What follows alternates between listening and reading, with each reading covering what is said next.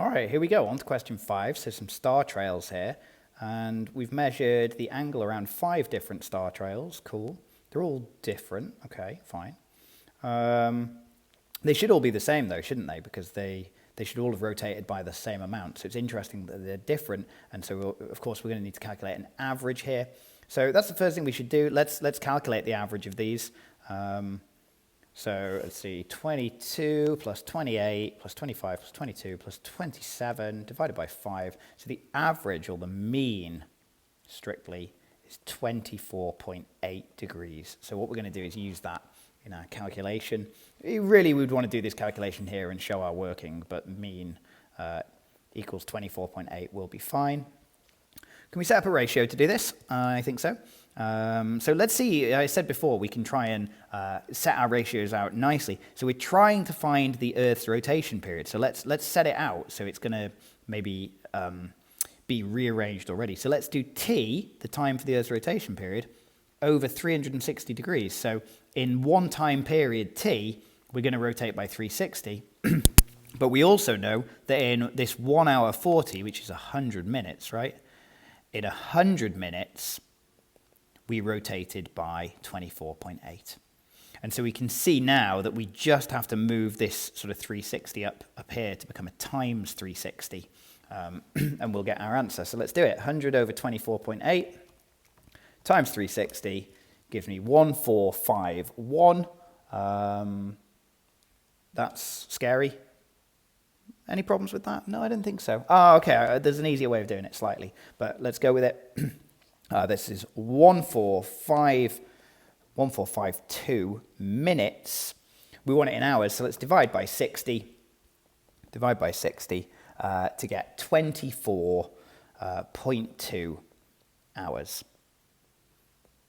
Can we give to 3 sig figs? Probably not. Probably just give to 2 sig figs. But I mean, the mark scheme says 3 sig figs, but that is correct. The sort of easier way of doing it would be, instead of this 100 minutes, instead to use a value of 1 2/3 and have it in hours.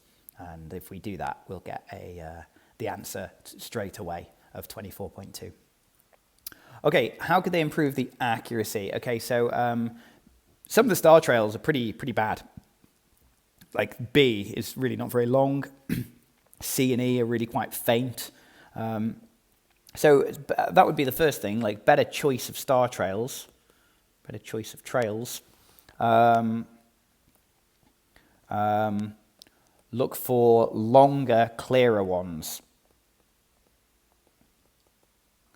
Notice that it's 4 marks up here, but there's only 2 points. So that means what you've got to do is you've got to explain 2 ways. So you've got to like give the way and then explain it. So our way is better choice of trails.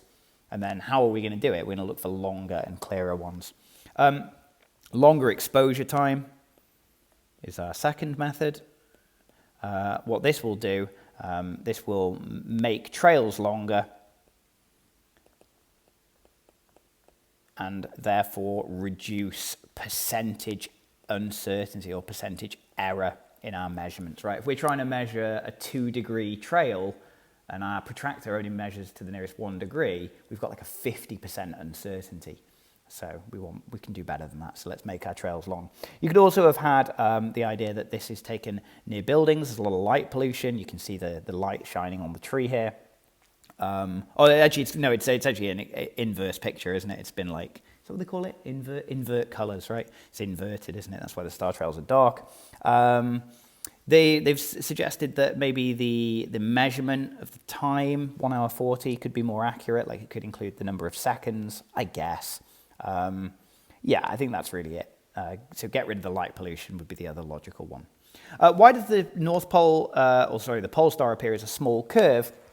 Well, the idea here, the pole star does not, or is not, exactly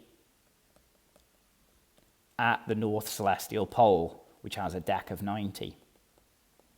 Actually, if you look at Polaris, it's like 89 point something. And therefore, the pole star appears to move around the NCP. So again, it's tricky actually to get both marks there because you need to give the idea that it moves. If the NCP is just a single point here, but the pole star is actually here, then that actually means the pole star is going to be circumpolar around the NCP. It's going to go all the way around like that.